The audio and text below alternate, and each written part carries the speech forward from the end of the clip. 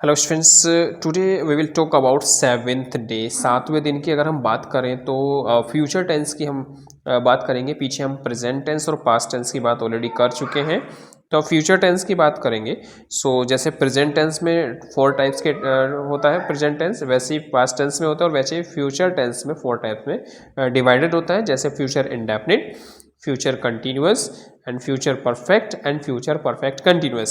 सो जैसे future indefinite की बात की है तो फ्यूचर इंडेफिनिट में हमें विल शैल का यूज़ करना होता है, एंड फ्यूचर कंटिन्यूस में विल वी के साथ आईएनजी फॉर्म यूज़ करनी होती है, एंड फ्यूचर परफेक्ट टेंस में हैज़ और हैव के साथ थर्ड फॉर्म, एंड इसमें हैज़ हम यूज़ नहीं करते, विल हैव के साथ third form of the verb use करनी होती है। And last future perfect continuous, जिसमें विल हैव बीन के साथ आईएनजी फॉर्म एंड सिंस के साथ टाइम भी आता है।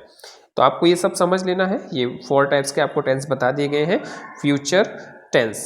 4 टाइप्स है: future indefinite, future continuous, future perfect and future perfect continuous. Right. So जैसे यहाँ पर future indefinite, Ram will study, meaning Ram पढ़ेगा।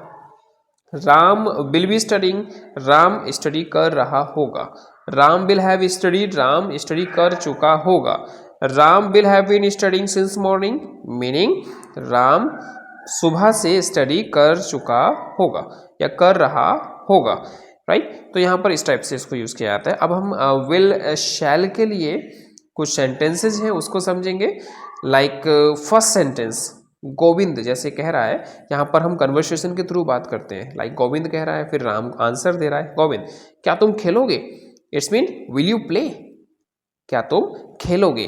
तो विल यू प्ले, तो जहाँ पर खेलोगे की बात कर रहे हैं, इसमें गे से पता चल रहा है गागी गे आ रहा था, फ्यूचर टेंस की बात करते हैं। लाइक हमें जैसे पता करना होता है कि आप खेलोगे, क्या तुम खेलोगे? तो will you play, will you play with me, क्या तुम मेरे साथ खेलोगे? तो will you play with me. Right. अगर वो खेलने के लिए कह देंगे तो yes I will play, and नहीं कह रहे तो yes I won't, I mean no I won't, नहीं खेलूंगा मतलब नो आई वॉन्ट, नहीं मैं नहीं खेलूंगा। राइट। क्या तुम कल आओगे? गोविंद कह रहा है क्या तुम कल आओगे? Will you come tomorrow? Yes I will, हाँ मैं आऊँगा। अगर विल है तो विल में ही आपको आंसर देना होता है, और अगर शैल है तो शैल में आपको आंसर देना होता है। विल वैसे श्योरिटी के लिए यूज़ किया जाता है, जनरली आई और वी के साथ हम शैल यूज़ करते हैं, लेकिन यहाँ पर विल यूज़ करेंगे बिकॉज ऑफ श्योरिटी। ये कहते हैं कि हाँ मैं जरूर आऊँगा, इसका मतलब जरूर के लिए हो जाता है। Next is will you stay here tonight, क्या तुम रात को यहाँ रुकोगे या क्या तुम रात को यहाँ ठहरोगे? तो no I will go back, नहीं मैं वापस चला जाऊंगा या मैं लौट जाऊंगा। राइट। क्या तुम शुक्रवार को राजा से मिलोगे? Will you see Raja on Friday, क्या तुम शुक्रवार को राजा से मिलोगे? No I will not wait for you at home, नहीं मैं घर पर तुम्हारी प्रतीक्षा करूंगा।